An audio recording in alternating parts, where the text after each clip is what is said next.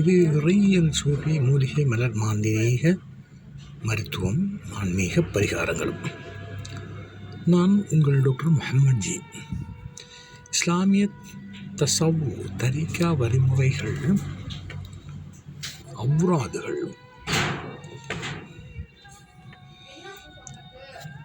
திக்ருகள் போன்ற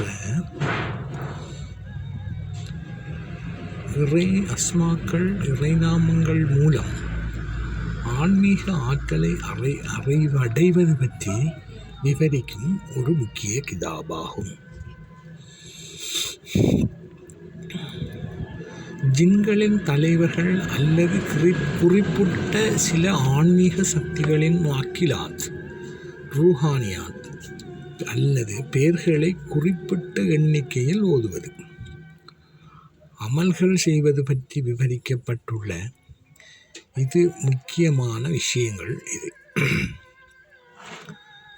அஸ்மாக்கள், பெயர்கள் மற்றும் அவ்ராதுகள் மனித உடலையும் ஆன்மாவையும் தூய்மைப்படுத்தி பிரபஞ்சத்தில் உள்ள மறைவான ஆற்றல்களுடன், உதாரணமாக ஜின்களின் தலைவர்கள் அல்லது மலக்குகள் தொடர்பை ஏற்படுத்தி கொள்ளும் ஆன்மீக பயிற்சியாகும்.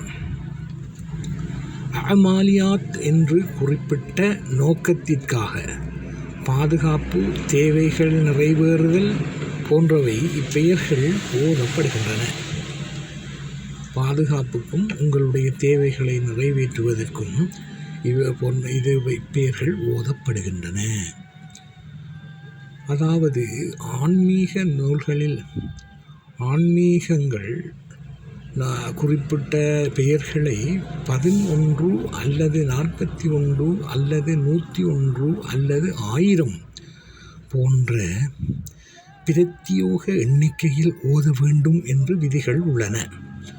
இதற்கு பின்னால் உள்ள ஆன்மீக காரணங்கள்: ஒலியின் அதிர்வுகள், வைப்ரேஷன், குறிப்பிட்ட அரபு எழுத்துக்களையும் பெயர்களையும் ஒரு குறிப்பிட்ட எண்ணிக்கையில் தொடர்ச்சியாக ஓதும்போதும் ஒரு குறிப்பிட்ட ஆன்மீக ஆற்றலை, எனர்ஜி உருவாகிறது. இஸ்லாமிய ஆன்மீக அறிவியலில் ஒவ்வொரு அரபு எழுத்துக்கும் ஒரு எண் மதிப்பு உண்டு. அந்த பெயர்களுக்குரிய மொத்த எண் மதிப்பின் அடிப்படையில் ஓதும் எண்ணிக்கைகள் பொதுவாக நிர்ணயிக்கப்படுகின்றன. அவ்வாறு இத்தகைய உயர்நிலை ஆன்மீக அமல்களை செய்யும்போது மிக கடுமையான கட்டுப்பாடுகள் விதிக்கப்பட்டுள்ளன. அவற்றை மீறினால் ஓதுபவருக்கு பெரும் பாதிப்புகள் ஏற்படலாம் என எச்சரிக்கப்படுகிறது. ஒரு காமில், அதாவது ஒரு குருவின் அனுமதி, சக்தி வாய்ந்த ஆன்மீக குருவின் முர்ஷித் நேரடி வழிகாட்டுதலும் இஜாசா எனப்படுகின்ற அனுமதியும் இல்லாமல் இப்பெயர்களை ஓதவே கூடாது. ரியாலத் மற்றும் சில்லா, தனிமைத்தவம், குறிப்பிட்ட நாட்களுக்கு, உதாரணமாக 48 நாட்களுக்கு மனித நடமாட்டம் இல்லாத, அதிக சத்தமில்லாத தனி அறையில் அமர்ந்து சில உணவுகளை அளவோடு உண்டு கடுமையான ஆன்மீக ஒழுக்கத்துடன் ஓத வேண்டும். அச்சமின்மை, பெயர்களை குறிப்பிட்ட எண்ணிக்கையில் ஓது முடிக்கும் போது ஜின்களின் தலைவர்களோ அல்லது அவர்களின் பிரதிநிதிகளோ தோன்றும் சூழ்நிலை உருவாகலாம். அப்போது அச்சப்படாமல் இருக்கும் மன வலிமை வேண்டும்.